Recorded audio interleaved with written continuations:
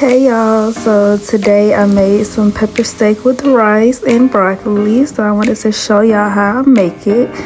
It's a very quick, easy, simple recipe. So first I started off by adding some Worcestershire sauce to my washed meat, and I am going to use the seasonings that you see on the screen to include no salt Tony's, garlic powder, onion powder, a little bit of lemon pepper seasoning, also some crushed red pepper. So I did add a lot of crushed red pepper because I did want it to be just a little bit spicy because I like spice. I made sure that all of my seasonings were covering my meat, and then I went ahead and added my meat to my skillet. I did have it on about a medium heat. I did add a little bit of butter to the pan as well so that the meat would not stick to the pan. And then I did make sure I give it just a nice little stir to make sure that everything was evenly incorporated. I did at the top allow the meat to cook. I then transferred the meat to a small bowl. I added a little bit of more butter to the pan so that I could saute my veggies. I did use bell peppers, so red, orange, yellow, and green, as well as some onion. And so I added that to the pot and I stirred until that was sauteed. I added the top back, and then I did go back and add my meat once the vegetables were soft.